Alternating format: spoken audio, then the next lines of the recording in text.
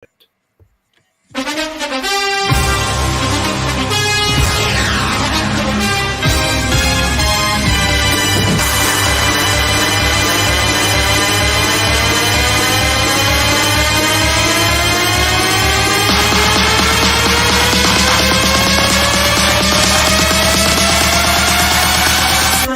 day. Welcome, everybody, to the next episode of Chiefs Focus First and 10 Live. You're here with JP, Caleb, and Quentin. What's up, bro? What's up, guys? What's going on? Doing pretty good. How are you guys doing tonight? I'm doing okay. Just a little confused. Got some things that aren't working. But other than that, hey, man, fantastic. Yeah, it's been a pretty good day. Besides that, I have to say one thing. To all my KU fans out there, emo, you guys lost Arkansas, just got blown out. So that's all I got to say there. But, hey, there's some good K-State players that could come to Chiefs. So if they get on the board, you might have to switch allegiances. But I hope everyone's having a great night. Just hope everything's well. We have a lot of different things to talk about tonight, specifically the 2019 Chiefs draft class. We decided to dedicate an entire show to this. Basically, talk about the premise or the whole thesis is this a failed draft class? Was it positive? What are the different things? So when we look at this, we're going to be kind of looking at reasons why. I know Phil Rockchalk, yeah, you guys lost. So when we look at the 2019, I got to give this guy some hard time, don't worry. So when we look at the 2019 draft class, I'll just kind of look through it. It looks like there's about 6 picks the Chiefs have made, and there's multiple guys on this draft class that are not on this team anymore. So do we just kind of want to go through a list, talk about each player, and then give our kind of viewpoint of why we think the players, if this was a failed draft class or not? Is that how we want to probably take this approach? Sure. Why not? Hey, Quinn, we can't hear you. Uh-oh, Quinn lost his sound. Sorry. Okay. I think that this is a good experiment because it sort of, breaks down the idea of what do you feel is a successful draft pick, a draft class, what are your expectations for NFL players coming in here? So I think that this is just an interesting thought experiment to have as we're heading into the 2023 NFL draft. Take a look back at a really weird draft for Kansas City. They, like you said, they only had 6 draft picks, and the only one still left on the team was the 216th overall pick in Nick Allegretti. Mm-hmm. Yep. Everyone else is no longer on the team. You remember that was a weird draft already because the Chiefs traded away their first-round pick to acquire Frank Clark, and then that was the same offseason with all the Tyreek Hill, drama. So the Chiefs also traded up to snag McCole Hardman as that potential replacement for Tyreek Hill. So this is already, before the draft even started, it was already weird. And then it only got weirder from there, just in terms of what we've seen as the Chiefs have tried to, the last 2 years we've talked about this. They've been one of the teams with more draft picks. Now in this draft, they had 6. Exactly. Do we just kind of want to go through the list and just talk about each player and then give our analysis how we want to tackle this one tonight, fellas? Yeah, let's go that route. Okay, so with the 56th overall pick, the Chiefs traded for McCole Hardman. So, he's gone now. He's signed with the Jets. What do you guys feel like McCole Hardman produced here? And do you feel like that was a successful draft pick, number 56 overall in the second round? I feel like it was I feel like it was. He, at number 56, yes. He's not a bad player. He just didn't fit within our scheme as well as we expected him to. And when you're drafted with a Tyreek Hill and a Travis Kelce that's already on this team, your role is not going to be that strong. No matter how much you want it to be, it's just not. And at that time, those were the 2 guys. They were the cream of the crop. So he made a statement. Actually, weirdly enough, he made a statement stating that Andy never used him right. That's what got him booted out of here, because he was actually going to stay at one point. So, hey, I don't think it was a bad pick. I just think it was an average pick. You see somebody that runs that type of speed and you think he can pick up the system, you're going to make it, you're going to try for it. No matter how you look at it, you're going to try. Mm-hmm. That's a fair point. When I look at McCole Hardman, he did a lot of great things. Thanks for coming in, Thomas, Thiz, and Corey. What we see, McCole Hardman did a lot of things. And yes, he did well at the right time. The famous tweet that kind of explains all for me is this. Whenever he went off saying, you guys want me to be a number 1 wide receiver, when there's basically a 1A in Kelsey and a 1B in Tyreek, and then there's another option. I do believe there was some untapped potential that was not discovered and was not used due to things such as not going to pack camp and things like that. He's young. He's going to have to learn from that, things like that. I will say he has been successful. There were some moments we needed him to step up early in his career where he did it, but I will say towards the end, there were some highlights. Plays to look at. Against the Texans, Chiefs are down 24-0, 10-12 left in the second quarter. Mecole Hardman takes that kickoff return all the way to the Texans' 40-yard line. 3 or 4 plays, the Chiefs get a touchdown. We see they had big plays specifically in this Bills game. I mean, not the Bills game. The AFC Championship game where he got his back cracked again. He caught an important pass on 3rd and 5. So there are big catches and things throughout the season. He was phenomenal out of the jet sweep position. Did he have issues on special teams? Yes. But I would feel like overall he did great, and I wouldn't say it was a fail, but I feel like there was some success was not used vitally, not because of Andy not using well, just due to the players and things that were around him, and some opportunities were not made the most of, in my opinion. Yeah. Yeah, so I think my big thing about Mecole Hardman is simply the fact that I think he was sort of doomed from the beginning. And I think that because when he was drafted, he was sort of touted as this Tyreek Hill replacement. I think that already put him sort of behind he didn't start the race from the starting line. I think we built up expectations as, wow, look at what Mecole Hardman is, because look at what Tyreek Hill turns into. We're going to get the exact same kind of guy out of this. And so I think that part of the reason why, especially towards the end, he sort of, fell off the Chiefs fandom there is just because obviously he didn't turn into that sort of receiver. And I think for a lot of people, it was in their mind that makes him a failure. I don't think that it's a failed draft pick. I think it definitely didn't turn out to be a great pick, right? I don't think when you spend a second round pick on a wide receiver, I do think that you expect more out of your guy. And I do think that if you spend a second round pick on a wide receiver in today's draft, you do expect them to stick around and sign a second contract and continue to contribute to your organization. I know there were special circumstances with the injury that sort of limited that, but even still, I think that if the Chiefs had more confidence in Mecole Hardman, I don't know if they do the Kadarius Toney trade. That's a fair point. I don't think you can call him a bust, but I do think that over his time frame, he did underperform, and I think our thought process sort of expands more on what we were told, what he was going to be. And the other thing, just kind of look at some of these comments. I think Chiefs Talk on the Rocks Core brings up a great point. I said Mahomes was constantly having to get onto Mecole about telling him to keep running. It was just the little things. And it just seemed like through the grapevine we were hearing he wasn't going to these workouts, he wasn't going to these practices. And maybe that hurt. But ultimately it came down to they did make some plays, but I feel like there could have been some more that was going to happen. We see Thomas Minor says Mecole wasn't a bust, a gadget player that had a role. I would agree with that too. Philip is going to talk a little about Thornhill and all these guys, but he said he would consider this more of a success for the most part. So yeah, there were a bunch of positives and there's some negatives. This says Mecole feels incomplete for me. I thought he was just beginning to find his place. I do agree with that. And I wouldn't say that he was not misused properly, but I feel like it's kind of both sides where he didn't make the most of his opportunity, and the Chiefs were like, well, if you haven't shown at this level, what makes us think you can do this or help us get to that point? So you could say there's fault on both sides, but regardless, where he was drafted, he was drafted near guys like DK Metcalf, A.J. Brown. That's kind of unfair comparison.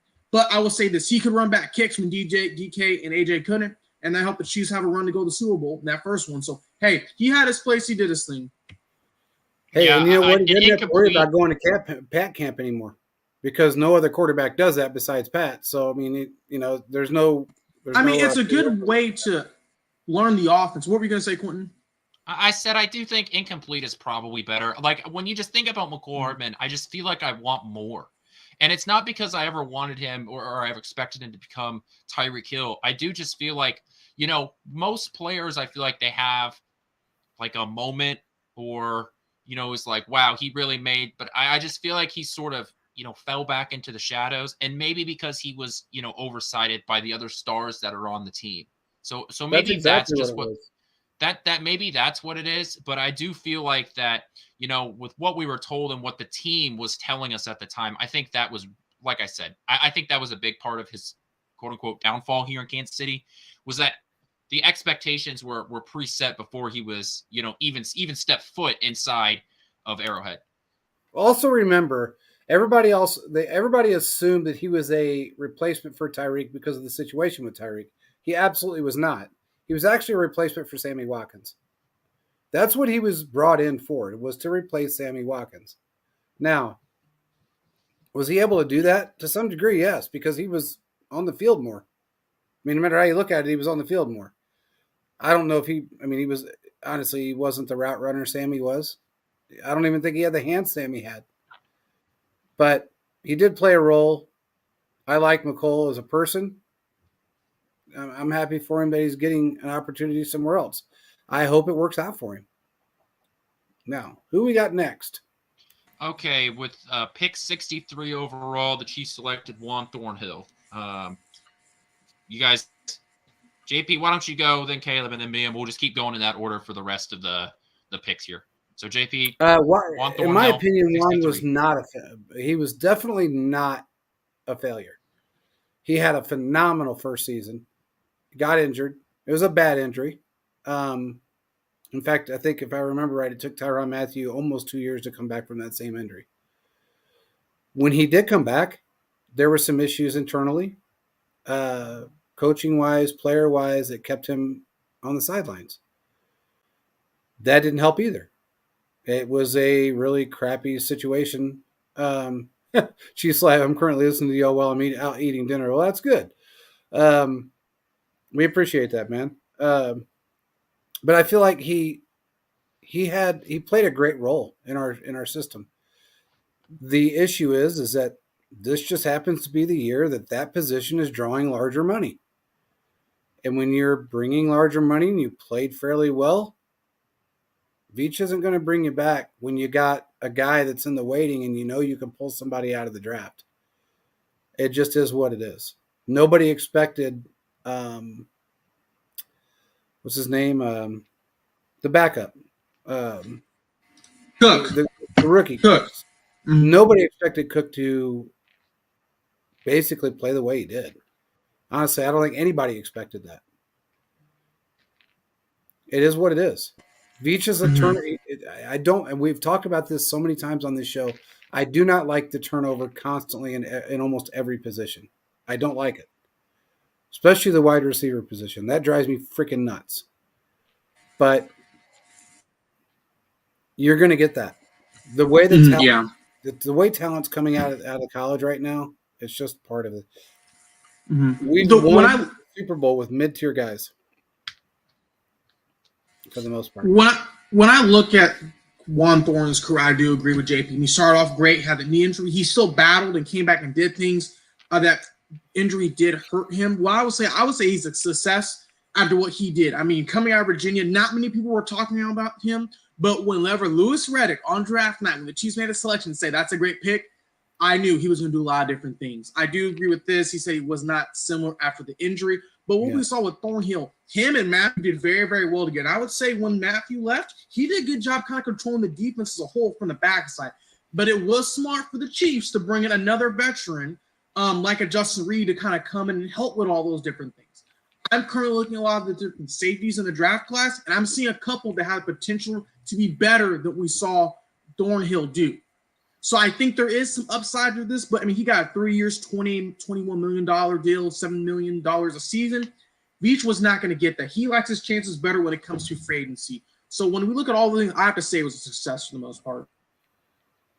Yeah, I believe there's a safety from Boise State that may come here to Kansas City. But, I think that Juan Thornhill was probably – I think he's about what you want, from a guy. And if you aren't paying your quarterback $50 million a year, maybe you're able to maintain a guy like Juan Thornhill on the roster. But I think that his career has had a couple bumps in it. You talk about the injury, but also there was that, there was that time where he wasn't seeing the field, and it was Matthew and Sanders or Sorensen that were seeing the field instead of him. And there was a question as to why that was. We know why that was. We talked about it. Yeah, there was just a bunch of like rumors floating around about it, and it was, then there was a change in the coaching philosophy to allow the young guys to get onto the field, because that was also the time that the young linebackers weren't seeing the field either. So there was just then they changed and they let some of the rookies and young guys go out there instead of the veterans. And yeah, I do think that on a different team, a different organization, he probably signs a similar contract to what he got for a second deal. I think this just comes down to the fact that this is a deeper safety class. And I do think that the fact that Cook showed up the way he did makes it easier to let Thornhill go. But I still think that Thornhill is a successful pick. And I think if you go back and redraft it and he ends up back at Chief again, I don't think anybody's going to complain about it, because he was a productive player here. Just also had a couple of bumps in the road. That's fair. I agree. I mean, you really can't say he was a failure in any way, or it was not a successful pick, because look, man, no matter how you look at it, everybody else in the other 31 teams in the NFL had picks. Okay, I mean, no matter how you look at it, they had picks. Not too many of them had 3 Super Bowl appearances in 4 years and won 2. So I'd say we did okay. I'm not going to complain about what he did. What's Corey saying here? He says, my concern is there are only 2 game-changing wide receivers in this draft. There is solid role players and depth receivers, but I don't see anything that can come in and make an immediate impact behind JSN and Addison. I will say this. Everybody that's so concerned, and I was going to bring this up earlier in the show, but I might as well spit it out now.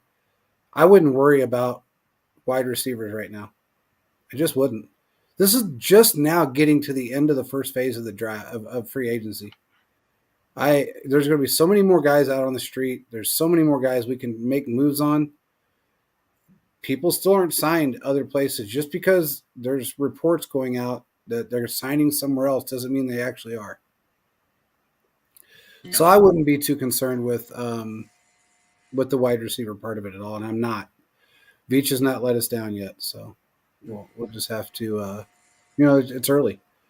Every year this goes on. Every year, man. I mean, we talk about it, and every year it's the sky's falling. What the hell's Veach going to do now? That's why I named it this, because it's like everybody's flipping out on Twitter over this situation, and it's really not a big deal.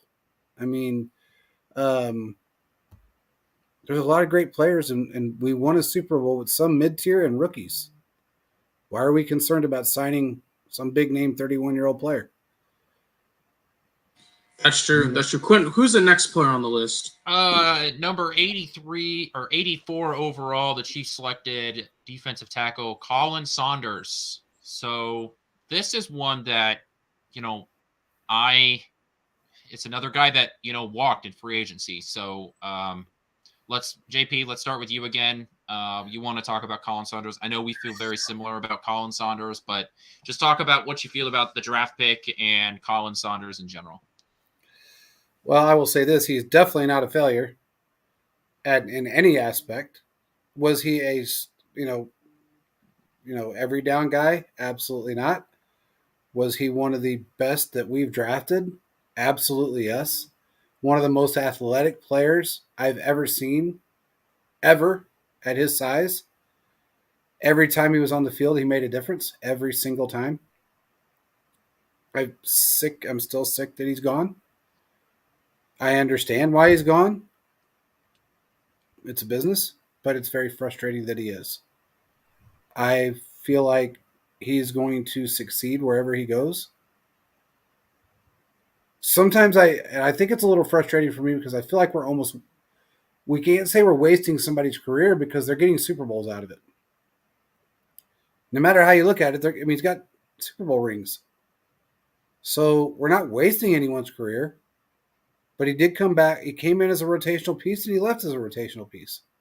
He just did very well. Absolutely a success in that draft, in my opinion. When I look at Colin Sanders, I would say he's more in the middle. I would lean toward more success. It did see, however, interesting kind of the middle area. He had a lot of injuries, but when he was healthy, he stepped up. But here's the one thing. Contract year is undefeated. Therese Paylor always said that contract year is undefeated. And what we saw is that Colin definitely stepped up. He had a lot of plays. I mean, for a big guy who can move, was fast. I mean, he chased down Jalen Hurts. I mean, he did a lot of good things. He had some sacks. And what we saw, he brought another level to the defense that's helped. Now, one thing I see is that the Chiefs were trying to bring in other guys like a Joshua Kane, things like that to help with the line. But due to injuries with him and not be able to get on the field, the Chiefs kind of had to rely on others. And I see Colin Sanders stepped up. So I would say personally he is a success compared to, I would say, with others. It says, I am Glove. Okay, it says, Kalen is so much better than Noddy. I'd rather have him over the linebacker Veach sign, but that's me. I'm going to be honest with you. I kind of I almost have to I agree with that a little bit. I agree because Noddy just didn't, in my opinion, didn't just do it. That part I agree with. But the one, as far as who he signed, I don't know. He's pretty damn good. So Veach is trying to shore up a position, a line that is going to be able to play. He wants fresh legs, but he also wants to have the guys out there that can play more downs before you roll in fresh legs. And that's what he's trying to do right now. He's trying to bring in some solid pieces. And I think he's going to do that. I like Colin Sanders. He was, look, man, there's one thing that I learned over the years that I spent with that team is that a personality changes a locker room. It absolutely, and it changes it for the better. It could be for the better or the worse. We've seen it. We've seen it with Marcus Peters, where he changed it for the worse. We've seen it with Colin Sanders, where he makes just everybody happy. Charkandrick West, the guy walks in a room and everybody's laughing. You don't have to say a damn thing. That just brings so much emphasis, I think, towards what it takes to be not just a great football player, but a great mentor. And that's what he brought. He brought that comic relief, I guess, if you want to call it, or that energy that everybody needed. And they're going to miss him. I mean, it was the first thing Mahomes said is, I'm going to miss you in the locker room. Hell yeah, he's going to miss him in the locker room. I think everybody will. Yeah, I agree. What do you think, Quinn, about Colin Sanders? I still think that he has some upside that hasn't been reached. He missed 2 years of his, his second and third year here in Kansas City. He missed a lot of time. You're absolutely right. Contract year is undefeated. 3.5 sacks, 3 tackles for loss. Just played every game for the first time in his career. So he stepped up big. It's a great time to have the best year of your career when you're, that's why he ended up getting paid. So I think he's that's the kind of player you want in the 3rd or 4th round because he is a solid rotational piece that every team needs a Colin Sanders. You can't all they can't all be Chris Jones and the Myles Garretts of the world, right? You have to have guys that are able to step in. And I think Colin Sanders was there. I think for the most part, it's pretty fair to say that on the other side that there will always be the Colin Sanders coming out of the draft. You can always pick up a defensive lineman in the 3rd, 4th, 5th round and have them be okay rotational pieces. As long as you're getting guys that are athletic enough to move on to the next level. And we definitely know that Sanders is athletic enough. So yeah. I wanted Sanders to stick around, but it's good for him. So I think Sanders is probably the best pick up to this point, just because of the potential upside there. But I could listen to arguments. Mm-hmm. It's hard. It's very difficult. I would say that if Colin Sanders comes out and ends up, for the rest of his career being a 3.5, 4 sack guy, I think that you could be happy with that. If he ends up, even improving further and he ends up getting 6 sacks with the Saints, I wouldn't be surprised with that either, because it does seem like he's getting better and he's probably going to have a bigger role down in New Orleans too, so that'll probably help. But I think Colin Saunders here is exactly what you expect to get out of a mid-round pick. A solid rotational piece that, is worth a second contract with whatever team is signing him for. And there may be a situation, maybe he comes back to the Chiefs on a cheap deal and doesn't work out in New Orleans. Thomas brings up a great point. He's talking about Tranquil, the linebacker the Chiefs just brought in from the Chargers. He said Tranquil is a great sign. He makes our linebacker core easy top 10 in the league. I do agree with this. I would say he's a great rover, but I talked to JP earlier. There's a guy on an NFC West team that's a linebacker safety hybrid, kind of like Tranquil, that the Chiefs might be able to make a run for in case one of our linebackers doesn't re-sign. But I do agree with you that Tranquil is a great linebacker and he's going to be very helpful. In the games when the Chargers were able to beat the Chiefs, he was a big reason why. So the Chiefs bringing him in is going to help a lot there. So, Quentin, what's the next guy we got on the list? Okay, at pick number 201. So we have cornerback Rashad Fenton. We've got Laundry City. The Chiefs drafted Laundry City with pick number 201. Take it away, JP. That was terrible. I mean, I'm sorry, but that was... Oh, man. That was ass in a wrapper. That was just bad. It was bad. And I don't – look, I usually don't slam anything Veach does, but that was just crap. I mean, I'm sorry, but it didn't fit. He didn't fit the system. I don't even think he's in the league. I don't know what the hell happened to him. He might be working at McDonald's. I don't know what he's doing. He got traded to the Falcons at the beginning, in the middle of the season. Okay, but where's he at now? But the Falcons still, I think. Oh, yeah, okay. Or the free agent. I didn't know where he was at. I honestly didn't know if he stayed or if he left or what. I think it was terrible. I don't think it was a good pick. I don't know about you guys, but I don't think it was a good pick at all. When I look at Rashad Fenton, he had a lot of potential, I felt like, and yes, there were some bad moments. I mean, those have been highlighted, AC Championship game.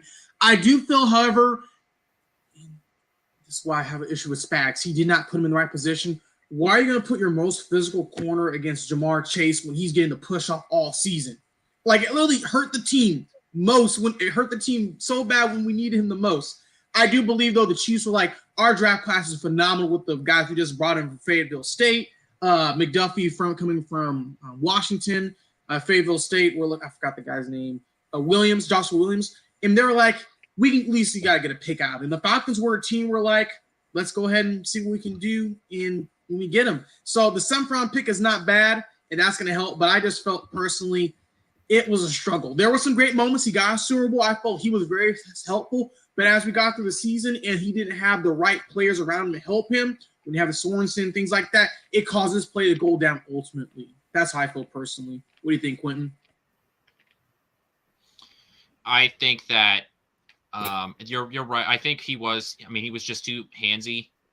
He did too much grabbing and tugging at jerseys. He called with a lot of DPIs and a lot of holdings. There's a reason that the Chiefs traded away for a conditional 7th round pick. I mean, that's literally the least amount of offer they give them. Hey, man, I'm surprised they didn't get like a Diet Coke and a bag of chips. That dude, man. He wasn't that bad. Oh, he was bad. Wasn't that. Quinn, JP, he wasn't that. Go ahead, Quinn. I'll let you finish your thought. Go ahead, man. I'm sorry, but he was bad. Well, I mean, okay. He was a 6th round pick, and he made in over 30 games for Kansas City. So now whether you can say that this is a more of an insight of how the Chiefs cornerback room used to be, or you can take that as you will, but Rashad was a depth piece that is 6th round pick, and had like 4 or 5 interceptions as a Chief. So yep. It's a 6th round pick. I don't know what you can really do with it. I'd have to say that it's a successful 6th round pick because the fact that he saw the field pretty consistently, and it wasn't because the Chiefs defense was absolute trash. So they didn't just get him to fill a roster spot, so yeah, I mean, obviously Rashad Fenton has had his problems in his career, but I would still say that this is a successful pick with context of, it's pick 201 and he played good downs for Kansas City. Mm-hmm. I would agree. He, for the upside, and 6th round pick did pretty well. There were struggles. I just feel like part of his demise was the coaching staff before Spags changed everything up. Hey, it came to a point when they had these other guys in there, like, it's not even worth it. Let's trade away and let's get a pick. I felt like if he was in the right position, we could talk about him still being in that rotation, helping. Granted, though, we do have cornerbacks that are a lot better. I just feel like he didn't get as much to help in certain situations. Yeah, and our DB's coach, we all had that whole sabbatical about that. I just feel like they just did not help him. Let me say one last thing about him, and then I'll be done about him. But okay, first of all, the man didn't listen. The man did not understand. When you look, man, when you're sitting across from Charvarius Ward that had what a 1.3% penalty rate, and yet was still very consistent. Then you also had Snead out there that, I mean, if you see a flag go his way, that's by mistake. And this dude couldn't get one. Look, he had 3 good downs. He had 3. He got lucky if he wasn't called. I'm sorry. But the cornerback's one of the hardest positions to play. I mean, if you put, thanks for subbing, how do you say his name? Dugnuts? I don't know how to pronounce it. If you put up this comment from Glove, Fenton he says Fenton was 1-on-1 with some elite guys around. That wasn't his fault. I would just say he was more of a handsy cornerback. And unfortunately, it's very hard to play that position. There was ups and there were some downs. So I would have to say, agree with Quinn, it was a success coming from that 6th-round pick, especially after that Super Bowl season. We're like, he could do really well as our slot guy, but as we got the guys this year and see how everything was going, he's evaluating the trade deadline, they're like, yeah, we're going to move on. So should have went undrafted, but all right, we'll go on to the next one. Exactly. Should have went. What you got, Quinn? Well, I would just say one more thing about the Fenton. I would say at the time the Chiefs are playing a lot of man coverage, anyways. So I think that sort of, maybe there was a scheme problem there too when you're playing a lot of one-on-one coverage without one-on-one kind of corners. But the next pick we had at 214, so 13 picks later, the Chiefs drafted Darwin Thompson. And if you don't know who that is, I don't blame you. Hey, take it easy on Darwin. Hey, you were going hard against Rashad. Come on now. Go ahead, take it away, JP. Darwin was better. And he was a different position. Look, man, that was a stocky little guy. That dude was built like a brick shithouse. I mean, that dude was just when they showed him with no shirt on and he was just stacked. His problem is that he had no vision. He lacked vision in that position. He didn't get a lot of snaps. So I think that would have helped a whole lot if he would have gotten more snaps. He didn't get enough. He got a lot of preseason stuff. He got a few games here and there. Somebody was injured, or 2 or 3 guys were injured, but he didn't get the snaps that I think he should have. What round did he come in? 6th-round pick. 6th-round pick. I think it was not. Look, I can't say it was a failure because we didn't see enough of him to see if he was a failure or not. I can't say that. I will say that for a little guy, 5'5", 5'6", and what do you weigh? $140, $147, soaking wet. They lied. He weighed about $140.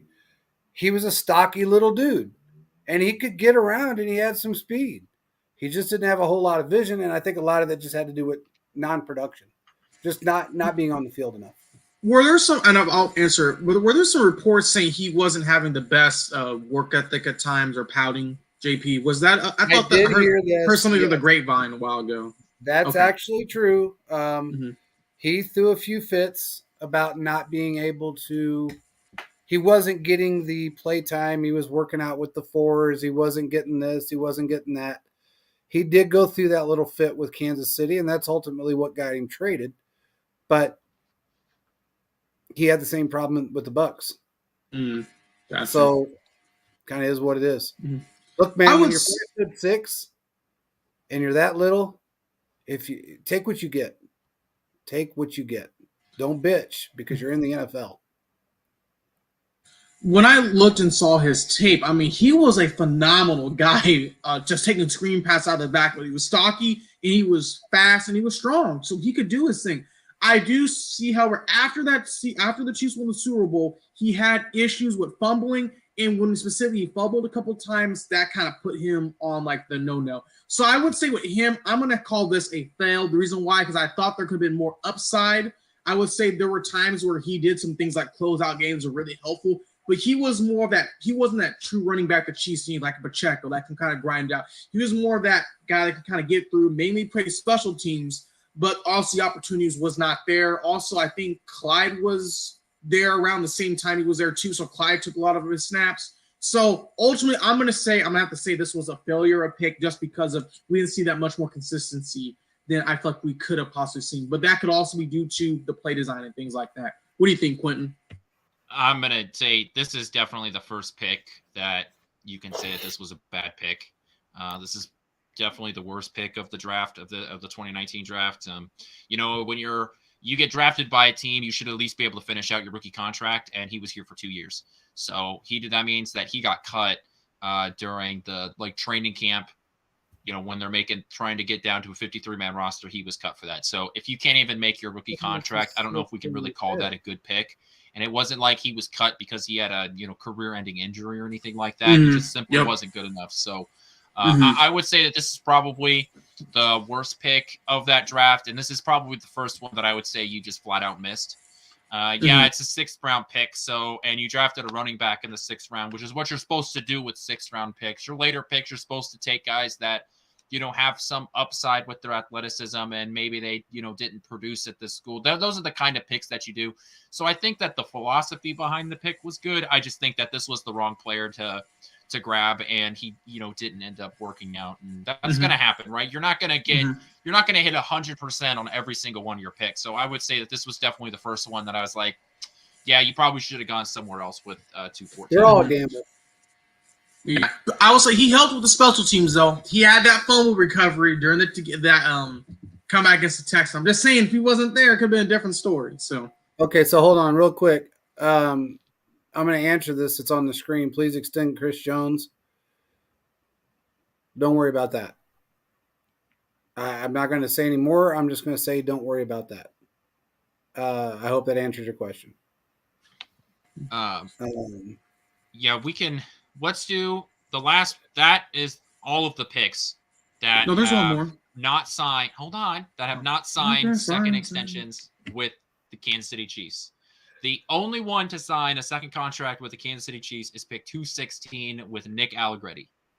So if I would have told you that, and after that draft, that the only one to sign is a guard from Illinois, you'd have called me crazy. But here we are. So JP, why don't you start off with Nick Allegretti?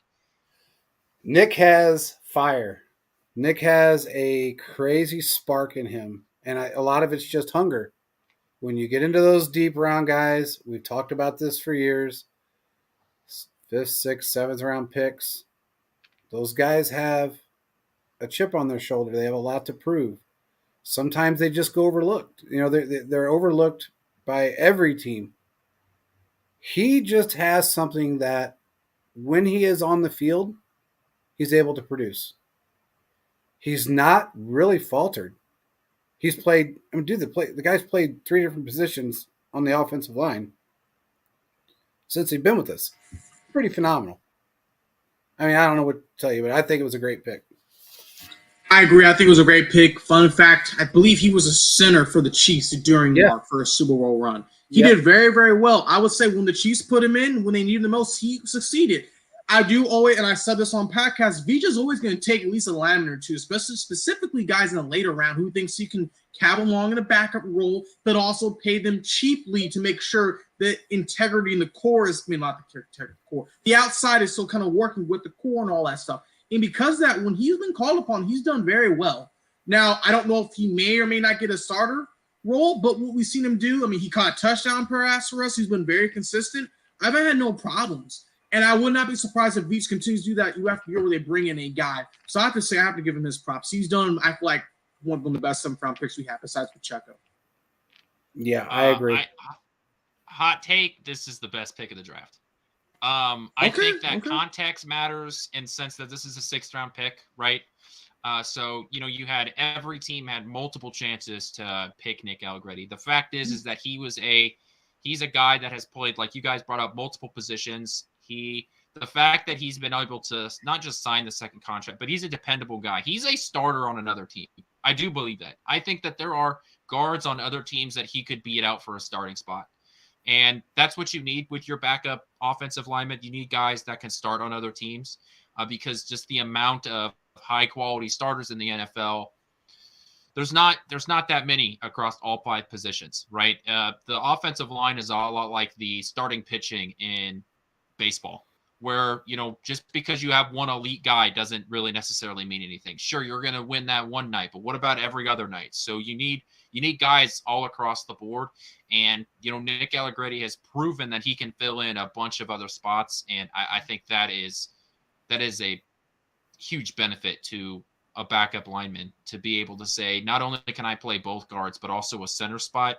I mean, he's going to help, you breathe at night knowing that he's going to help you fall asleep at night knowing that you've got some good depth there. And so I think the fact that he was the 6th round pick and can play multiple difficult positions, I think that's what makes this pick the best.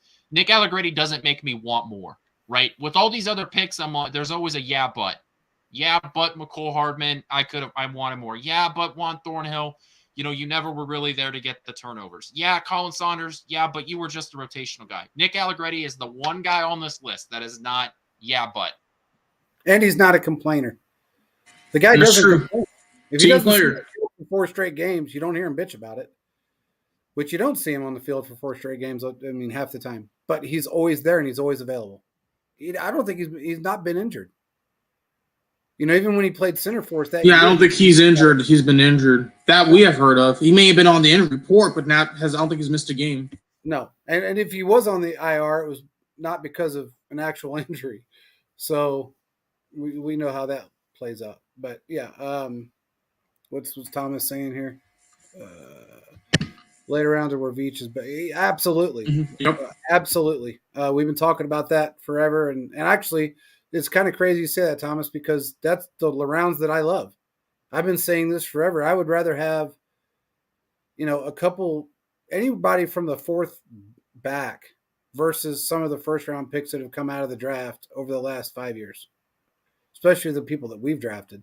I think the only bad draft Veach had was really the first draft. His first draft was not phenomenal. But he had a lot to deal with that year. Mm-hmm. That's true. Yeah, maybe that's true.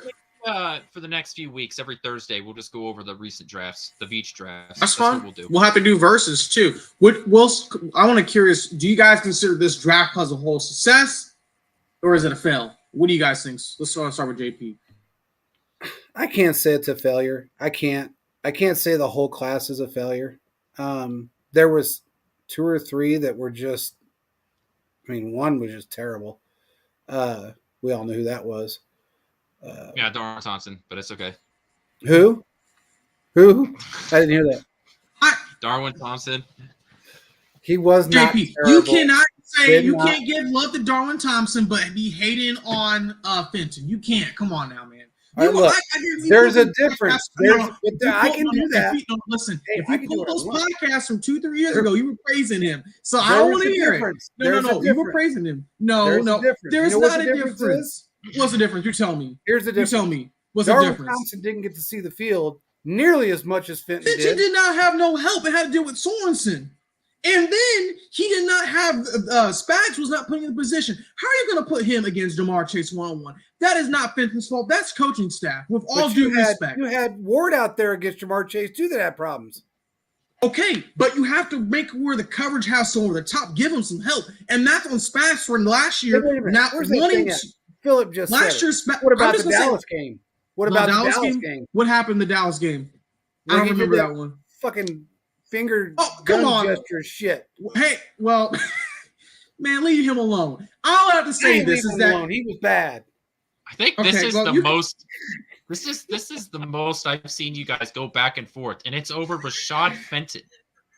I'm telling you, JP, we've had some hot topics talked about on this show, and The most heated I've seen you two go at each other is about Rashad Fenton while I'm sitting over here playing fucking Minesweep or something, just letting you guys go at it.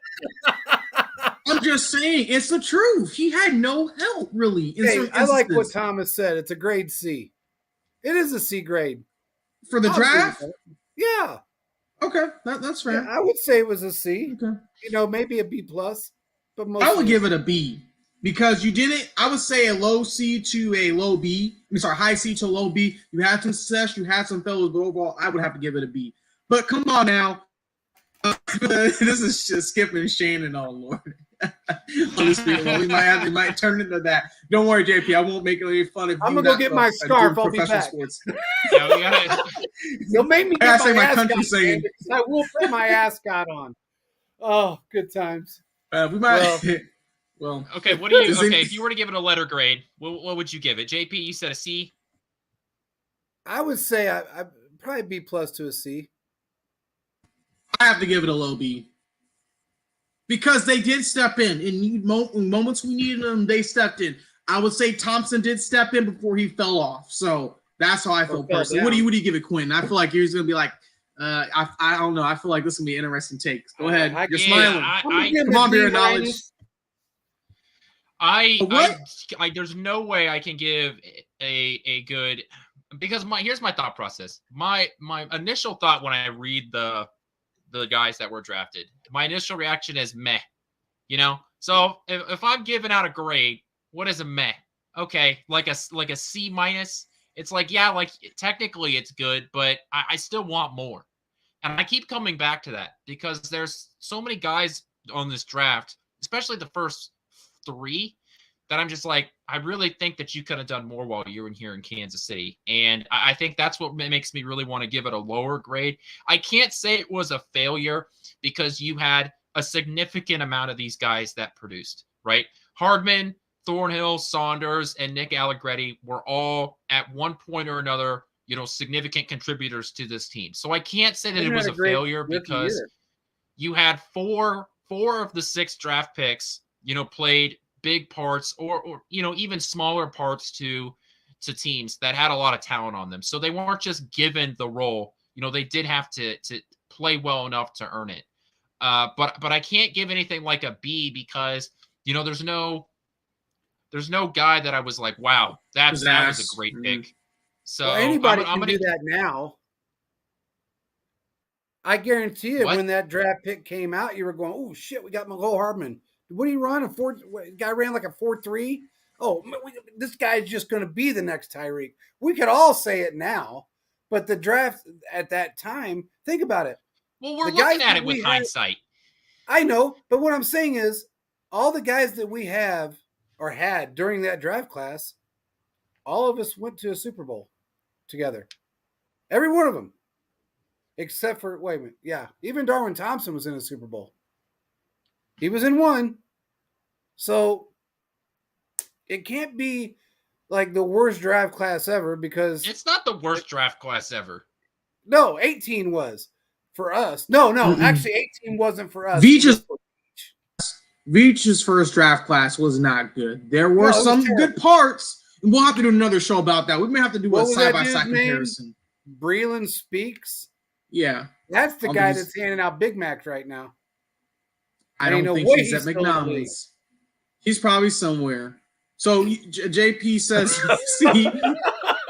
Jay has a B. Quentin, you have a C, and I have a B. I'm going to give it a C minus. I'm going to give it a C minus just because nobody on this roster, like none of these guys are superstars, and besides maybe Thornhill, none of them are every down contributors. But if Cleveland takes him off the field, when they run some of their defensive packages, that wouldn't surprise me either. So none of these guys are we aren't gonna, looking back at this draft, none of these guys were like, man, that was a fantastic pick.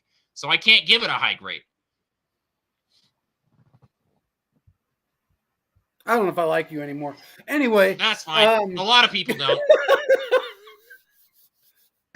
I don't hear you. Sorry, for what I'm looking, it looks like a lot of people are kind of with Quinn. They gave him a C grade. They didn't specify, but they got about a C grade. B. Okay. Thomas gave him a C. What does everyone else have? Doug in Kansas. What do you got? Maybe Corey's in here. I mean, a B to C, I feel like you can go both ways with that. So, both ways with that. I mean, look, it was one of those drafts that you were trying to fulfill positions that you basically just lost everybody in the 18 draft, and it was a terrible draft class for him. So you're trying to fill positions and almost solidify yourself as the GM, as the scout, the guy that brought in Patrick Mahomes, the guy that brought in Tyreek Hill, the guy that brought in everybody from 2014 up. He was the guy that found him. Anybody can give John Dorsey all the freaking clout they want to give him, but it was Veach that was finding all those guys. So he came into a really bad position in 18. I mean, they were $60 million over the cap, and that was on 3 players. That was 3 players. If anybody remembers that, he had to basically launch 3 of the best defensive players we had. Oh, yeah, and then D Ford, which D Ford, again, career year, contract year, fell on his ass again. We got a second round pick, all of them. That's all I'm gonna say. There, you got a second round pick. We Buffalo. Look, we've been Buffalo by Seattle a couple of times in the past. I'm not talking about Frank Clark, so everybody get off that freaking bandwagon because I love Frank. But we have been Buffaloed a couple times. San Francisco, Seattle's gotten us once or twice. We finally got them. We finally got San Francisco back. He's medically retired. I mean, he played what? 6 That's what it looks like. He played that first season. The Chiefs met him in the Super Bowl. They obviously lost, but then that next season he had back issues and COVID happened. So I'm not really for sure. But from what I looked into last, he is medically retired. That's what it looks like. His back's all messed up, herniated discs, things like that, pinched nerves, and he was doing that in Kansas City a little bit. So. Yeah. So. Yeah, D Ford has a similar career to Dontari Poe, where it was just back injuries. Where that really, screwed his career over, because that's what happened to Dontari Poe. I mean, obviously, Hungry Pig Wright will forever live in Chiefs history, but Dontari Poe had his lower back injuries, and that's a lot like what happened with D Ford. Is that when you're a down lineman, and D Ford he would get down, and you have lower back issues. Man, it's hard to do anything with lower back issues. Nevertheless, trying to move 300-pound men to get after the quarterback. Yeah, I agree. And it's difficult. I mean, it's difficult. We've seen what happened with Mitchell Schwartz. We've seen it happen messed up the career. It's sad to see. Mm-hmm. So we're going to do this every week. We're going to go over the drafts for the last. We didn't do 18 because 18 was just 18. We may have to do that with a comparison though, looking at different drafts. We might have to do that. Yeah. But I think what we should do now is, up until draft, we've got a couple of different Veach, drafts we can go over, because I do think that I lost the comment here, but Veach has gotten better every year, right? We haven't seen him make the same mistake. So that first year, obviously, the Breland Speaks pick should go down as that's the worst, pick that he has, and then we look at like Clyde, right? Picking a running back in the first round. Veach won't do that again. And we can see that, there are making improvements on not just the players they're taking, but the talent that they're getting, where they're drafting specific guys. So, he is getting better. And I think that in a league that is driven by ego, to be able to sort of admit your mistakes and to get better is great to see in Kansas City. Well, the one thing I will say that he's yet to admit that he made the mistake with Clyde. And I understand. If I was a fresh GM, young, probably one of the youngest GMs ever, and I stepped into an Andy Reid system that I've known for years, and I decide to draft a running back in the first round because Mahomes really pushed on. Mahomes had a big part in that, so we can't just blame Veach for that. Mahomes really wanted Clyde. And I think they didn't take into consideration that he played with, a generational offensive line. You couldn't ask for a better offensive line than that college team had. And you also had a quarterback that was able to cater to him. You had a coaching staff that was able to put him in the right positions. He just didn't translate well into the NFL. I mean, in our system in the NFL. I'm not going to say he's going to be bad somewhere else, and he will be somewhere else. Plus, injuries hurt him. I mean, he got hurt, and then it was out. Yeah. Like every year. And he started all year off on an IR, and then he got taken off IR. So, I mean, I don't know. I feel like he has a lot that can be done, but it's just not the Chiefs, fortunately. And I would say it is a bad pick, but we can talk about that at a later date. Yeah. I'll just say this. I'm gonna knock Veach for drafting Clyde, even with the outside influences, because if I'm gonna give him credit for drafting guys late in the rounds, I'm gonna grade him equally on all of his picks. So if he has a bad pick, then no matter where it is, who it is, then he's the one that sent the card in. So to me, it doesn't really matter what other influences there are. He ultimately made the decision. That's what happens when you're the boss. I'm not going to give him credit where credit's due and then turn around and start making excuses for bad picks. It's the same way that, I don't think I'd be honest with you guys or anybody that's listening if I'm starting to make excuses for Brett Veach just because he's the GM of my favorite team. I'm not making excuses. I'm just saying when you have a quarterback like Patrick Mahomes and you value his opinion and Mahomes puts his opinion out there, are you going to tell him, you know what? I don't care. I'm the GM. We're not the Ravens. And it was a situation I feel like they were like, we need a running back. Mahomes feel like he can work with this running back, so let's take him. I think that's kind of what it came down to as well. And that just, especially and when you're you right, saw Damon Williams was gone. It came 100%. Down, we need someone. There's someone Mahomes feel like he can work with, so comfortable that could possibly be a Damon Williams like running back, but unfortunately, it just didn't work out. And he also you have to give him the hate for that. You have to, huh? He also saw a little bit of Kareem there. Somebody that can catch out of the backfield that supposedly had the strong legs. Kareem didn't have the injury issues. But to be fair, it was a lot of moving pieces. Injuries, offensive line, coaching issue. I mean, it was a terrible storm. The coaching issues that year were, actually got worse. And the offensive line, you couldn't do any passes out of the backfield because the offensive line wasn't there. But regardless, can you put up that comment from Doug in Kansas, JP, the very last one? He says, can you put that on the screen for us real quick before we end this one tonight? It says, just think Patrick Mahomes is now in his prime for what he's done so far is mind-blowing. Chiefs Kingdom are so lucky. He's right. Absolutely. We are lucky. There have been some messes, but there have also been some good hits. So I kind of like what we see like that. And you know what, Doug? I will say this.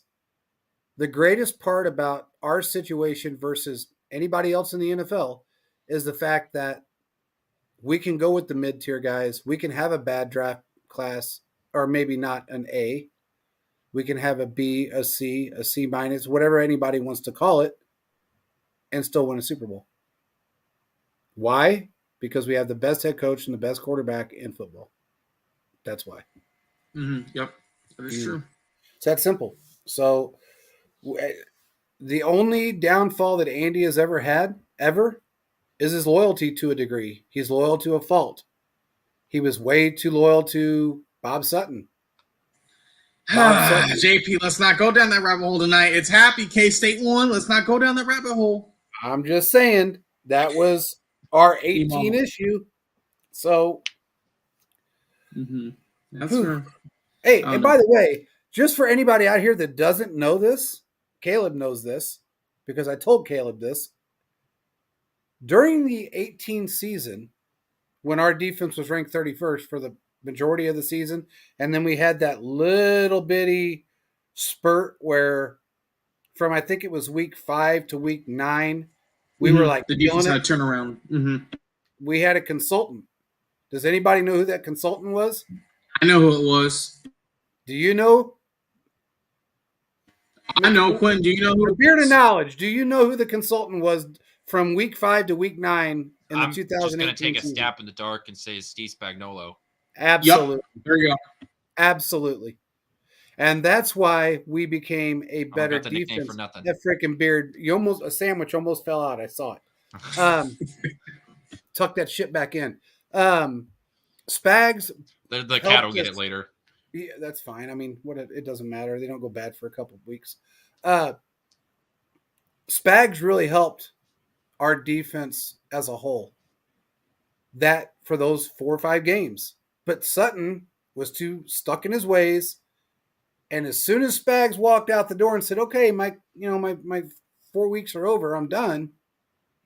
Sutton went back to his old ways, and we went back to shit and ended up 31st. That's why Sutton was gone the next year. One of the reasons. Yep. Number two, it was a plan anyway to bring Spags in to see what he could do with that defense because that's what Andy had planned to do anyway the following season. Mm-hmm. I mean, we were all done with him. So, I mean, it makes sense why they brought him in. Before we – what were you going to say, JP? I was just going to say, when you only have 3 schemes as a defensive coordinator, you're not going to get very far. Yeah, I'm pretty sure his scheme, his playbook was smaller than the Madden plays. So guarantee. Easily. I got an instruction book right here. That was Sutton's playbook. It's this. There's 2 pages to it. Well, we'll see. I mean, that's a fair point. Before we end this, is there anything we also want to finish? Because I do have I want to say a couple things kind of at the end. What's that? Is there anything else? Is there anything we want to? I have a couple things I just want to add. If you we can just talk about if you want to talk about the little bit of drama that went on today about the tweets that went out regarding OBJ and D-Hop, you can go back and listen to one of our prior shows. We talked about D-Hop. Yes, he wasn't interested. I don't know if it's a lot. We've heard this is smoke to some degree, especially with the Bills. OBJ is still somewhat of a target. I don't know what's going to look, man. I'm going to say it. Doesn't really matter. From what I have heard, DeAndre Hopkins wants a 1-year deal and he wants $18 million guaranteed. Ooh. He ain't getting that from us. And I don't see how he would work with the Bills. The only team I can see maybe doing that team like a Colts, probably. They need a receiver. Yeah. Texans, but he's not going back there. So I honestly, it's going to, and I've said this before, it's either look at the screen, guys. It's either the money or it's a ring. Which one do you want? Which one? And that's and you get some of the money when you get the ring. That's fair. You do get some money back from that. So I don't know. It'll be interesting to see how that all plays out. But as JP said, the show's on there. If something happens, we'll talk about that. The one thing I wanted to say was we did pull out filler for writers, and we got some people in. Thank you, guys. If you're interested, still want to join and want to write, join us. Just reach out to us, chiefsfocuswriters@gmail.com. Send us a DM. No one can beat Quentin because Quentin is probably one of the best ones out there, the beard of knowledge, throwing out the beard of shade knowledge. He needs to. But we would say thank you, Quentin, for being a part of us for very, very long and continue everything. But if anyone's interested and wants to write, let us know. We got some of our writers in the chat. We got Core. We got Philip. We also got Thomas Miner. We had this in here. He does podcasts for us. So everyone who joined in tonight, thank you, Doug in Kansas. Thank you for the subscriber. We really do appreciate that. So we're just continuing to push things out. But thank you guys for coming in and willing to listen to us. We try to do these shows multiple times a week. Tuesday, Wednesdays, and Thursday. We try to do an option on Sunday. Specifically, if there's breaking news, we'll jump in as well. Quinn has his own thing he does every once in a while. JP will do a spaces kind of on the weekends. If there's some big news, we will cover it. It may not be me on the show, but JP will and Quinn will be there to cover that as well. So I just want to thank you guys for coming in when I'm not. Absolutely. So absolutely. Well, I don't know if we got anything else, but with that being said, I would say we appreciate everybody for joining. Make sure you subscribe, tell your friends, and make sure they subscribe. And we will talk to you guys again on Sunday. Peace out, everybody.